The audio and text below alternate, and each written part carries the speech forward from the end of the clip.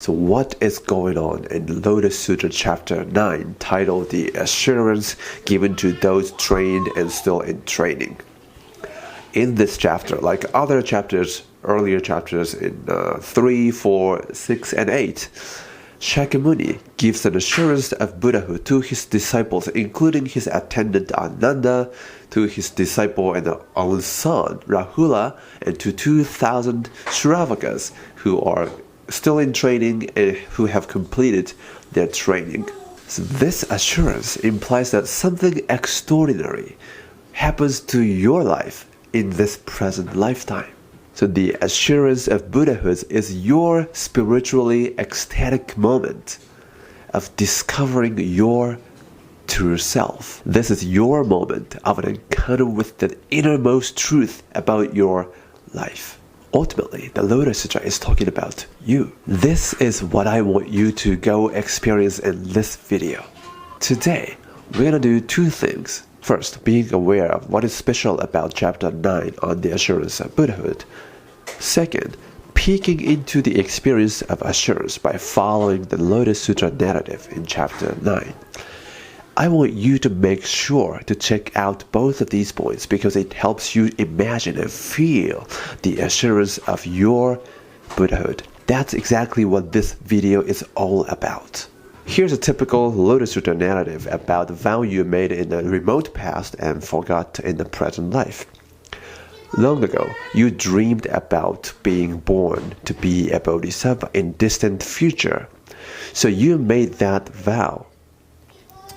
The question is, then when will that vow be fulfilled? Right? So the answer is simple. So this wish is already fulfilled because you in the present are the fulfillment of this ancient dream. So you are the one whom you in the remote past dreamed about becoming in the distant future. So that distant future finally arrived in your present, this life. How does this sound to you? Is this something you would want to embrace and accept as your own reality in the past? Or is that too strange to accept? Let me hear in the comments. So you in the past desire to be who you are now, because that you in the past thought you of now is the most ideal and perfect Bodhisattva for you to become for your time in this present lifetime. You are very old in this sense. You are where you of the past and present encounter. So you remember everything. So let's recall that vow you've made and forgot. In this chapter 9 of the Lotus Sutra, Ananda receives an assurance of his Buddhahood. And the reason Shakyamuni gives him an assurance is the Bodhisattva vow Ananda made in the remote past. This is perhaps a familiar assurance narrative in the Lotus Sutra, but in this chapter 9, the Lotus Sutra goes beyond this and offers more detailed account of the internal experience of receiving the assurance. So this is basically no one pays attention to in this sutra in chapter 9 especially, and yet it's so important.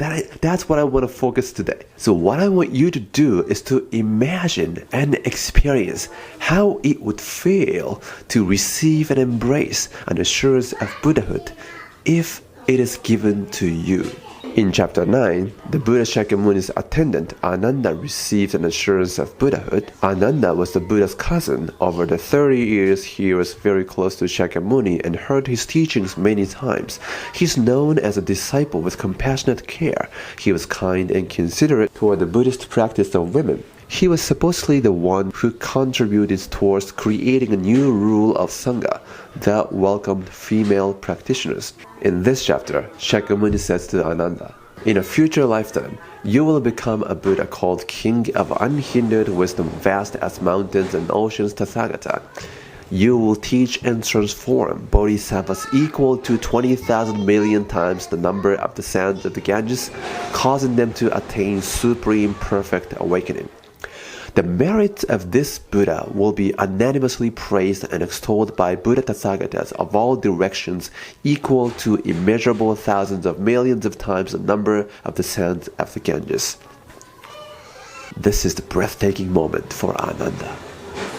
Then Shakyamuni goes on to reveal a karmic relationship between him and Ananda. So the Buddha clearly sees the past lives of everyone. So according to the sutra, in the remote past, Ananda gave rise to the aspiration for supreme perfect awakening at the very same time as I did. I mean Shakyamuni, when we were together in the presence of the Buddha King of Emptiness. Ananda always took pleasure in listening and learning, while I was always making diligent effort and practice. For this reason, I have already attained supreme perfect awakening. So here Shakyamuni revealed that Ananda and Shakyamuni were Buddhist colleagues in the remote past. So they made a vow and practiced together. In the same way, you and I perhaps met in our remote life and practiced and made a vow together to become a Bodhisattva. So in this sense, when I meet you in the future, I shouldn't say, nice to meet you, but I probably should say, hey, how have you been?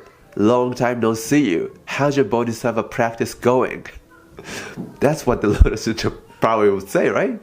Meanwhile, Ananda has been protecting and maintaining my teachings, just as he will protect and keep the treasuries of the teachings of the Buddhas of the future, and will teach and transform a multitude of bodhisattvas, bringing them to complete accomplishment. Such was his original vow, and thus he receives his assurance.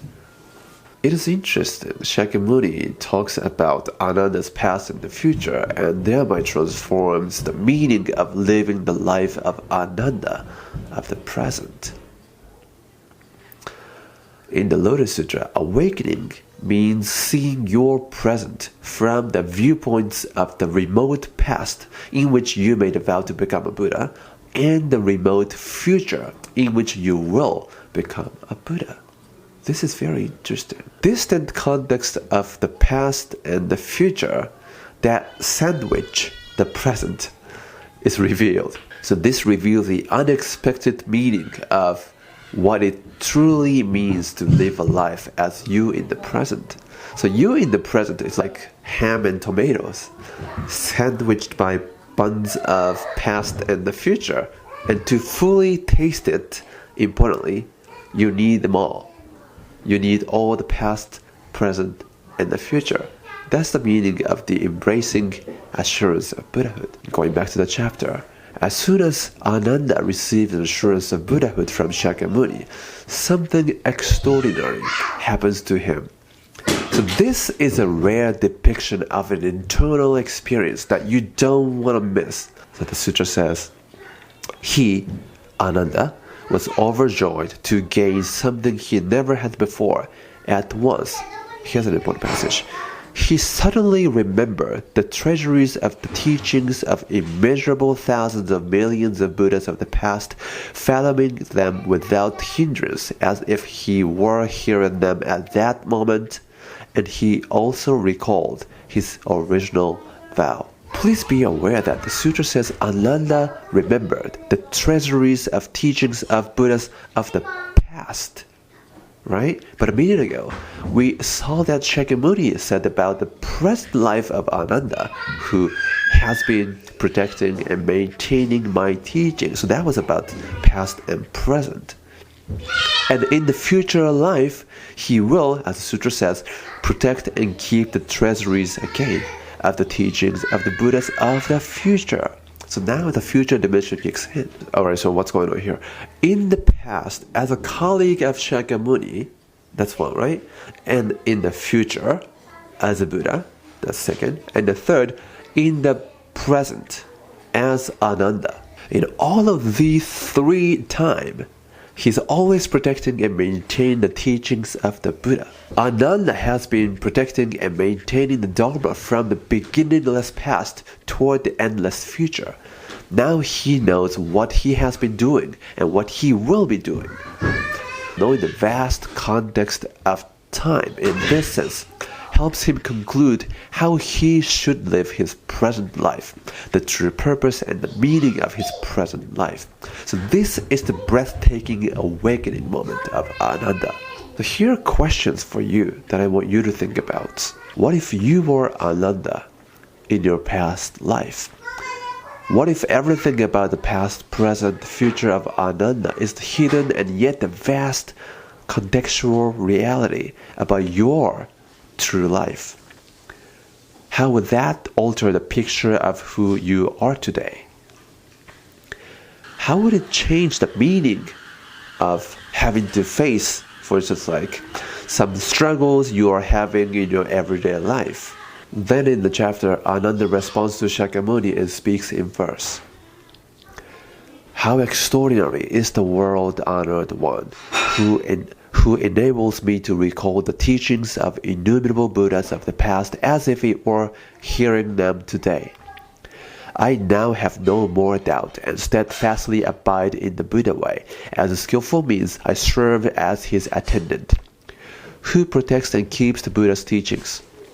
A bunch of excellent things going on in this chapter. Now you see Ananda saying, oh, the past were experienced, as if you were hearing it now. So the Lotus Sutra seems to have a power to revive the past, which fulfills the meaning of the present, meaning of who you are now. This is really uplifting. And he also said, as a skillful means, I served as his attendant. What does that mean? Serving as an attendant in this present life of Ananda is a skillful means, which is identical to truth. This is something to think about too. So now let's wrap up. I'm glad you reached this far. The point of knowing Ananda's past and future is the Lotus Sutra's way for you to also know the true meaning of your past and future. Will you allow your past and the future to be known to you in the present? The sutra is looking forward to and very excited about your own discovery of this truth of your life. Thank you so much for watching, and I look forward to reading your comments.